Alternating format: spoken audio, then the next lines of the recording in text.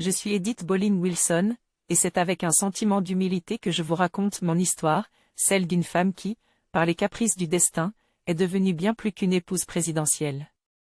Entre 1913 et 1921, durant les années tumultueuses de la présidence de mon mari, Woodrow Wilson, j'ai joué un rôle que certains ont qualifié des « uniques », d'autres des « controversés ». Né en 1872 à Whitville, en Virginie, dans une famille nombreuse marquée par la guerre de sécession, j'ai grandi dans une maison simple mais riche d'histoire. Mon enfance était imprégnée des valeurs de résilience et de dévouement familial. Veuve d'un premier mariage, je menais une vie discrète lorsque j'ai rencontré Woodrow Wilson en 1915, alors qu'il était déjà président des États-Unis.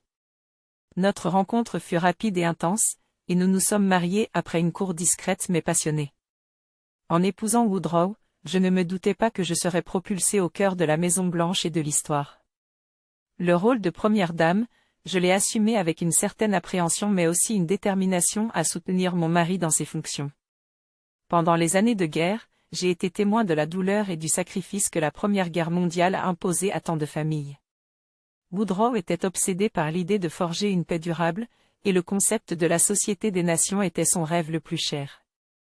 J'ai fait de mon mieux pour le soutenir dans ses démarches, organisant des réceptions et jouant un rôle de conseillère informelle.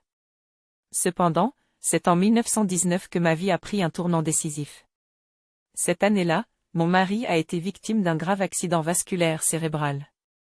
Les médecins étaient formels, il était incapable de remplir ses fonctions.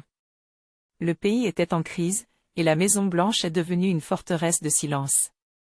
Refusant que la présidence soit affaiblie ou que mon mari soit exposé à des pressions insoutenables, j'ai pris une décision audacieuse, devenir son « bouclier ». Pendant de longs mois, j'ai contrôlé l'accès à mon mari, filtré les informations et supervisé la correspondance présidentielle. Je n'étais pas présidente, mais je faisais tout pour assurer la continuité du pouvoir et la stabilité du pays. Certains ont appelé cela « la première présidence secrète », une affirmation qui me laisse encore partagée entre fierté et appréhension. Les critiques furent nombreuses. On m'accusait de me mêler de la politique, un domaine alors réservé aux hommes. Mais je savais que mes actions étaient nécessaires. Chaque jour était un combat pour protéger mon mari, son rêve de paix mondiale, et l'intégrité de notre nation. Quand Woodrow a quitté la Maison-Blanche en 1921, nous avons retrouvé une vie plus calme, bien que marquée par sa santé déclinante. Jusqu'à sa mort en 1924, je suis restée à ses côtés, étant non seulement son épouse mais aussi sa plus fidèle alliée. Aujourd'hui, en racontant mon histoire, je ne cherche ni gloire ni justification.